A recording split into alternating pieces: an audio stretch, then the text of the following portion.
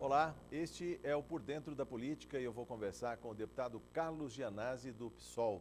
Bem-vindo ao estúdio da TV Assembleia SP, deputado. Sempre um prazer conversar com o senhor. Obrigado, Jorge, mais uma vez pelo convite. O assunto de hoje é reorganização escolar. O assunto caiu no esquecimento agora em 2016 ou há possibilidade de haver uma grande consulta, como o governo, a Secretaria da Educação propôs, com a comunidade escolar e retomar o tema, deputado? Olha, Jorge, eu acho que o governo sofreu um desgaste tão grande e ele percebeu que toda a sociedade foi contra a reorganização, que na prática é o fechamento de escolas, trata-se disso, de fechar escolas, não de reorganizar a rede. Ele sofreu uma derrota tão grande, tão humilhante, que o governo foi derrotado pelos alunos, pelo movimento de crianças e adolescentes. Então, eu acho que ele não vai voltar a esse tema tão cedo, embora ele queira, mas ele pode colocar em curso, como está fazendo já em algumas escolas, uma reorganização disfarçada, impedindo a matrícula de alunos em alguns turnos. Então, isso nos preocupa bastante. Nós já acionamos o Ministério Público, inclusive, em relação a esse fato. Bom, para que o nosso telespectador tenha contato com o tema, rememore, né? Porque foi no final do ano passado, outubro, novembro, dezembro, até o começo de janeiro. Veja na reportagem.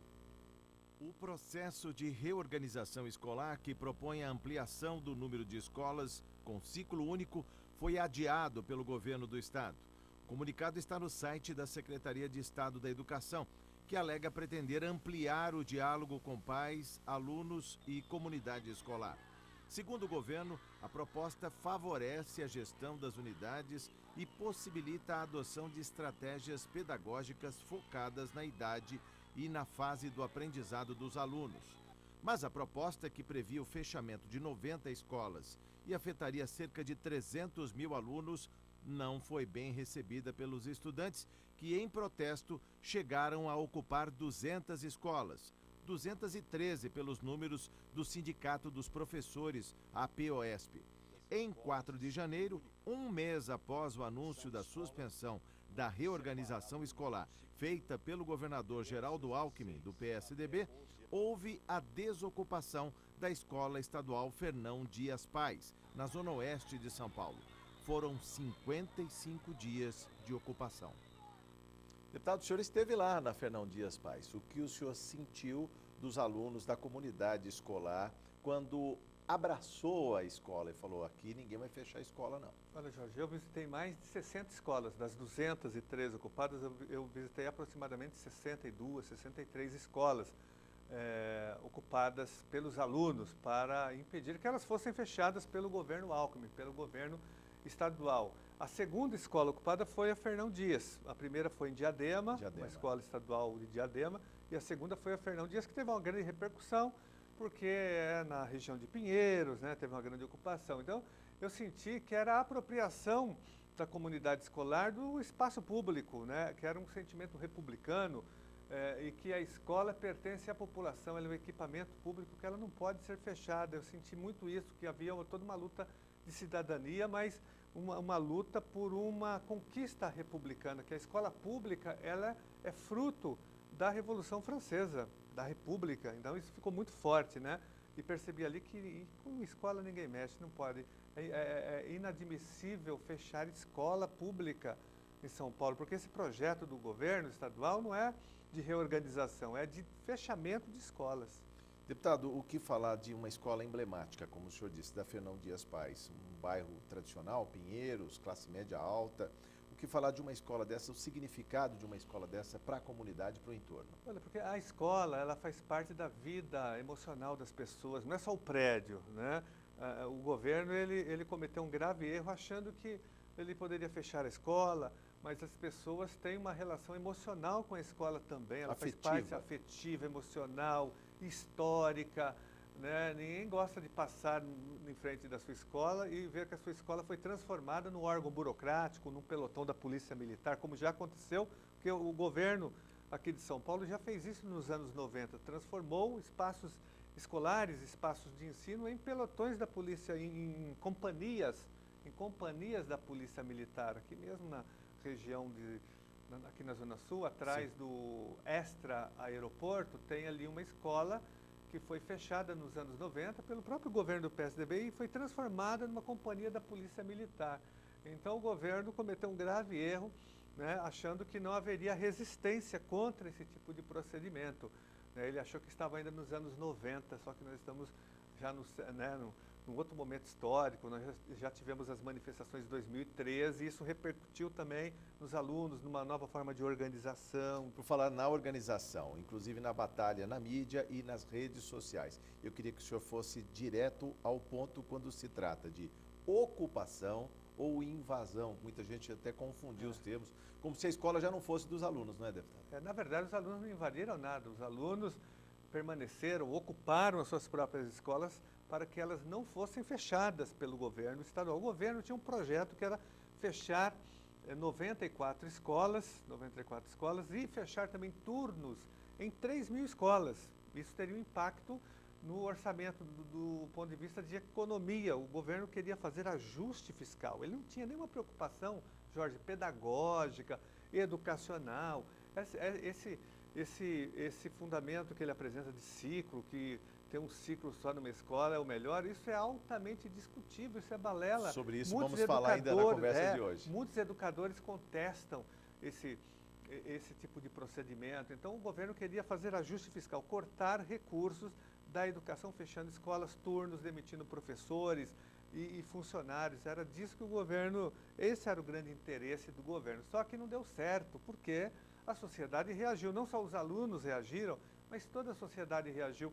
A Defensoria Pública saiu em defesa dos alunos, o Ministério Público saiu em defesa dos alunos, até mesmo o Tribunal de Justiça, né, que de um certo ponto de vista é conservador, tem dado mais causas ganhas para o governo estadual, até o Tribunal de Justiça, até os desembargadores se colocaram contra a desocupação dessas escolas, a reintegração de posse, não autorizaram o governo, aí sim o governo ia invadir as escolas com a polícia militar, com o aparelho repressivo, para retirar à força crianças e adolescentes das suas próprias escolas, queriam estudar naquelas escolas. Então houve uma derrota, o governo foi humilhado, foi derrotado, tanto é que o governador Alckmin, quando percebeu o desastre, ele voltou atrás rapidamente, praticamente demitiu o secretário da Educação e suspendeu a reorganização. Deputado, como ficou, por exemplo, dentro da temática ocupação para esses alunos que tiveram algum prejuízo, é claro, a reposição de aulas, mas parece que esse abraço da escola mudou a dinâmica, a relação, que muitas escolas eram abandonadas, os alunos fizeram uma zeladoria, uma faxina geral. Explica pra gente isso. Olha, foi um dos movimentos mais interessantes que eu vi nos últimos tempos. Eu digo que esse movimento de ocupação das escolas é um movimento em defesa da escola pública, é um movimento revolucionário, é um movimento que significa um sopro de esperança. É uma espécie de primavera árabe da rede estadual de ensino. Árabe. Eu disse isso o tempo todo, é a primavera árabe da rede estadual de ensino, né?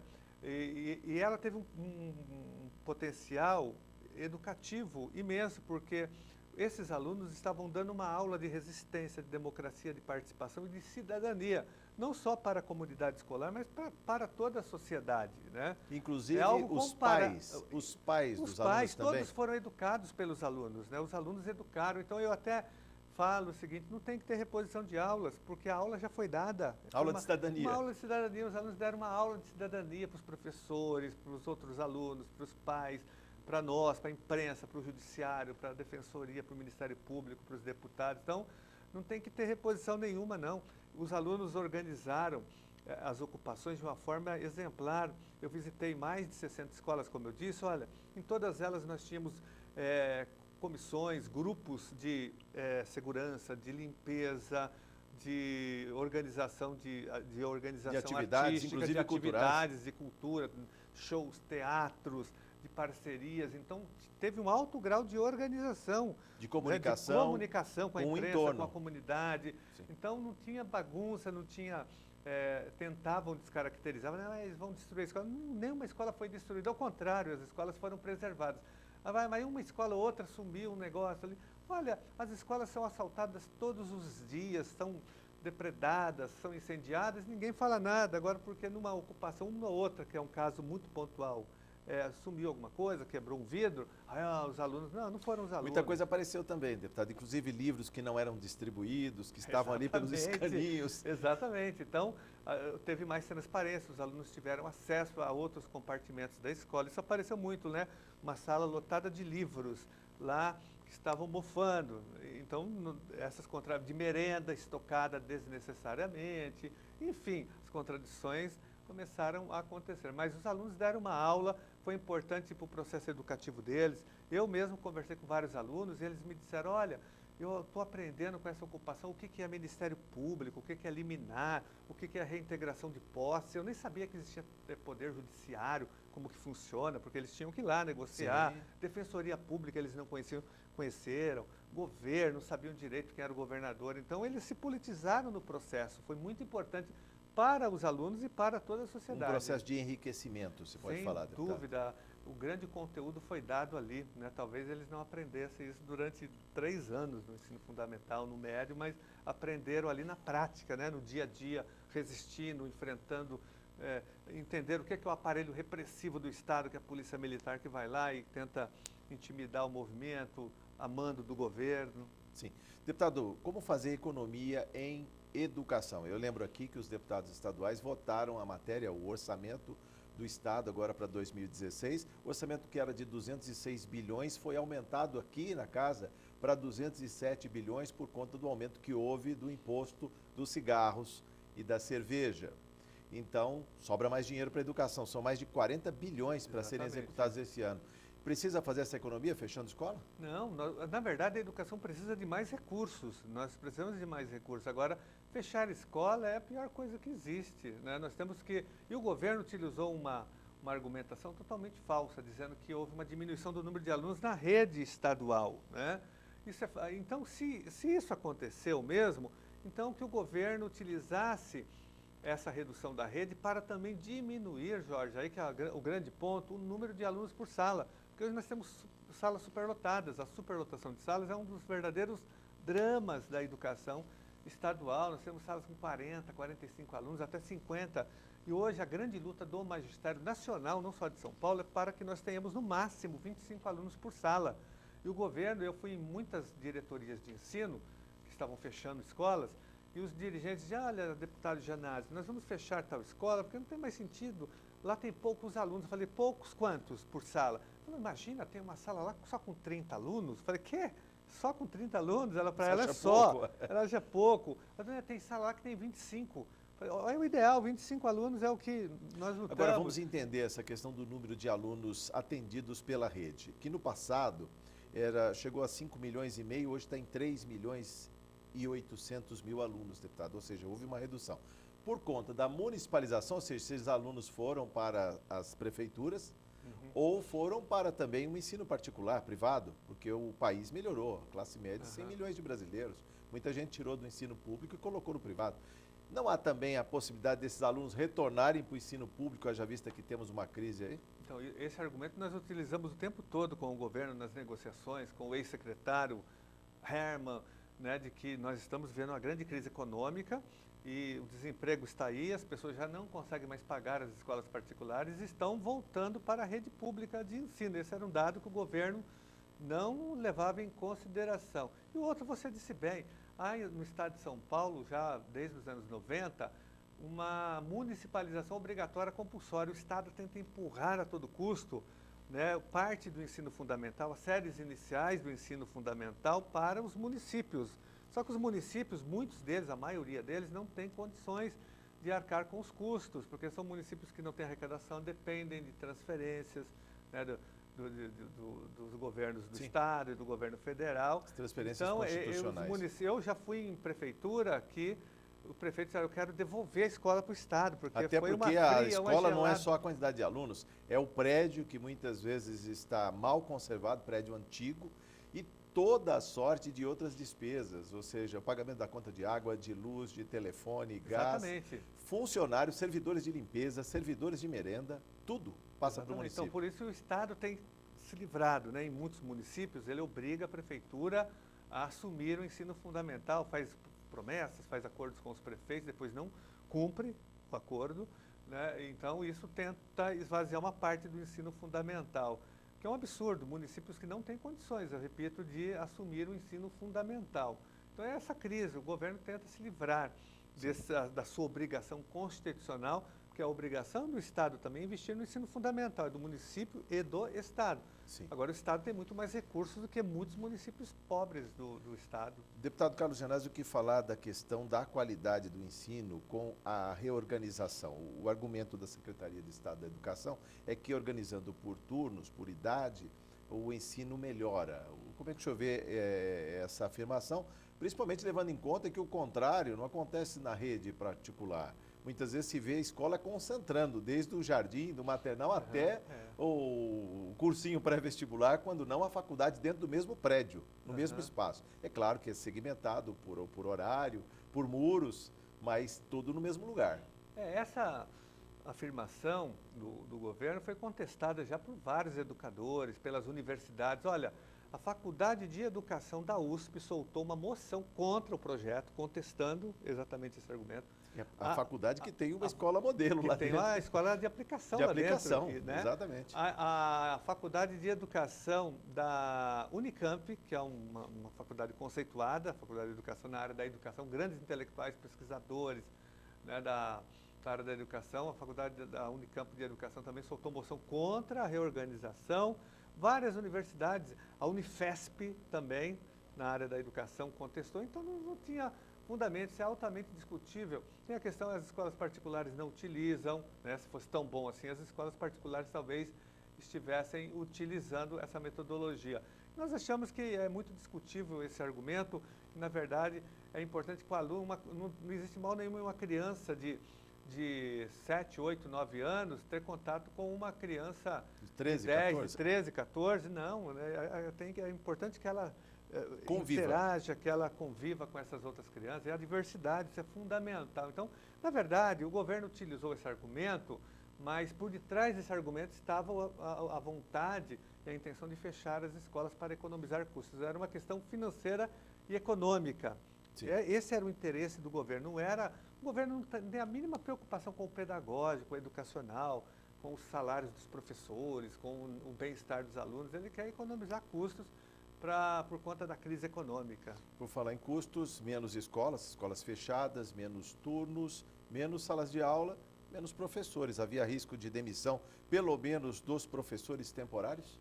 Muitos professores, categoria O, por exemplo, que são os professores que não têm estabilidade no emprego, são professores que têm um contrato extremamente precarizado, né, que são humilhados pela Secretaria da Educação o tempo todo. São quase 40 mil professores nessa situação. Com certeza, 40 mil? 40 mil professores categoria O na rede estadual. Então, certamente haveria demissão de professores. Muitos professores ficariam sem as suas respectivas aulas. Por extensão, trabalhadores terceirizados também. Merenda, limpeza, todos que estão diretamente ligados a essa escola. O que nós chamamos de quadro de apoio, sejam os efetivos ou os terceirizados, também seriam prejudicados. Haveria desemprego, né? Haveria superlotação de salas, esse é um dado isso também. Eu queria que o senhor porque falasse. se você melhor, fecha deputado. uma escola, como, por exemplo, vou dar um exemplo concreto aqui, na diretoria Sul 2, aqui da capital, na região que fica ali do Brooklyn, Santo Amaro, a diretoria de ensino ia fechar uma escola estratégica, o Plínio Negrão, que é uma escola, né, estratégica na região. A escola tinha 800 alunos matriculados. 800 alunos matriculados. Então, para onde que a diretoria enviaria esses alunos? Nas outras escolas. Então, haveria superlotação de outras salas em outras regiões. Então, não tem como fechar essa conta sem superlotar outras escolas e outras salas de aula. Que é notável que tem caído a taxa de fecundidade da mulher brasileira, que estão nascendo menos crianças, que é menos pressão sobre a rede pública de ensino, isso é notável. Mas, deputado, não seria o caso do governo investir mais na escola de tempo integral, haja vista que existe sobra de salas de aula, vamos dizer assim, colocar o aluno mais tempo na sala de aula? Só existem 236 escolas em tempo integral na rede pública do Estado de São Paulo. E essas escolas de tempo integral, elas representam uma verdadeira farsa também, porque elas não funcionam bem, porque não tem equipamentos, não tem recursos humanos, tem professores interessados em trabalhar, mas não tem a infraestrutura para desenvolver o trabalho. Então, não adianta só manter o aluno mais tempo numa escola sucateada, degradada, numa escola sem funcionários, sem estrutura material, sem oficinas, sem equipamentos, porque o aluno não pode ficar 8 horas dentro de uma escola, 7 horas, 6 horas, só na sala de aula. Ele tem que ter outras atividades dentro dessa escola. E a escola de tempo integral do Estado não oferece nada disso, é uma escola totalmente precarizada. Agora, se há mesmo a diminuição de alunos, o governo poderia implantar de fato uma escola de tempo integral que funcione com toda a infraestrutura, ou diminuir, que é a nossa grande reivindicação, é a diminuição do número de alunos por sala de Jorge, aula. Porque esse é um verdadeiro fracionamento drama. De uma sala superlotada e constituição de uma nova sala. Lógico, porque não é inconcebível salas hoje com 45 alunos. No ensino fundamental, no ensino médio, é um absurdo. Nós temos que combater a superlotação de salas hoje, e já que nessas escolas o governo achou que houve uma diminuição, ele então poderia diminuir o número de alunos, pronto, resolveria esse problema já pelo menos nessas regiões e nessas escolas. Mas como não é essa a intenção do governo, eu repito, é o ajuste fiscal, era fechar escolas, e o governo, Jorge, achou que iria acontecer o que aconteceu em 1996, 97, 98. Quando houve também fechamento. Quando era o neoliberalismo que imperava no mundo e no Brasil, ele fechou e não teve... Os professores resistiram à POSP na época, mas a opinião pública não ajudou, a imprensa não ajudou, e não teve reação de outros setores. Então, não teve a repercussão. Mas agora, o governo se esqueceu que o momento histórico é outro. Nós estamos num momento onde as organizações são mais hoje horizontais, que tem internet, tem Facebook, tem WhatsApp, que os alunos se mobilizam também. Então, esses alunos, eles utilizaram a estratégia de 2013, foram se auto-organizando fora dos partidos, fora dos sindicatos, porque foi um movimento de auto-organização das escolas. Nós apoiamos, eu apoiei como deputado, fui nas escolas, apoiei, mas não organizei, entendeu? A POSP apoiou, deu todo, mas não foi a POSP que organizou esse movimento. Ela foi contra quando saiu a proposta. A POSP já tinha organizado a greve de mais de 90 dias dos professores, né? Mas esse movimento de ocupação foi um movimento que nasceu no seio das escolas, com internet, com mobilização horizontal, com uma nova forma de organização que surpreendeu o governo, surpreendeu a todos nós. Sim. Deputado, nós estamos até 2 minutos no encerramento da nossa conversa. Eu queria que o senhor falasse um pouco de como o governo pode entabular um novo diálogo, haja vista que, quando houve o lançamento dessa proposta, houve uma consulta pela internet com 10 mil professores, segundo consta, só de professores na rede são 220 mil. Na verdade, como pode ser feita foi essa pro consulta? forma, foi só para inglês ver, para justificar que houve uma consulta. Na verdade, os professores, os alunos, os pais de alunos, enfim, toda a comunidade escolar não quer esse modelo de reorganização. Acho que o governo nem deve tocar mais nesse assunto. Isso está superado. O que nós queremos é discutir com o governo a aprovação de um plano estadual de educação que transforme a política educacional que está nessa casa, tem 23 metas, né? Diferentemente do plano nacional, são 20 metas, aqui são 23 metas e ele ainda não foi aprovado aqui, deputado. Mas é um plano que veio pronto de cima para baixo, não teve a participação da comunidade escolar. Então, nós queremos rediscutir esse plano, nós temos que ter um novo plano de carreira, nós temos que acabar com a superlotação de salas, nós temos que melhorar os salários e as condições de trabalho dos profissionais da educação. Então, nós temos outras tarefas importantes que o governo tem que discutir com o magistério, com os alunos, com os pais. Nós temos que resgatar a dignidade da educação pública, da escola estadual e, sobretudo, a qualidade de ensino. E o seu mandato vai estar nessa trincheira aí, brigando por qualidade do ensino público, gratuito e de qualidade, deputado. Sempre estivemos e continuaremos, né? Enquanto nós estivermos aqui, nós vamos continuar nessa luta. Então, essa é a verdadeira reorganização do Estado, não é fechar escolas, é melhorar a educação, investir mais, acabar com a superlotação de salas, com a violência nas escolas, melhorar os salários dos professores e as condições de trabalho. Essa é a verdadeira reorganização que nós defendemos. Voltaremos ao tema, aliás, vamos falar mais aqui com o deputado Carlos Gianazzi sobre o Plano Estadual de Educação. O Plano Nacional já foi aprovado há mais de 1 ano e meio e o daqui ainda está dormitando aqui, né, deputado? Exatamente. Mas vamos voltar a esse tema. Deputado Carlos Gianazzi, muito obrigado por sua entrevista. Volte mais vezes à TV Assembleia, é sempre um prazer conversar com o senhor. Obrigado, Jorge.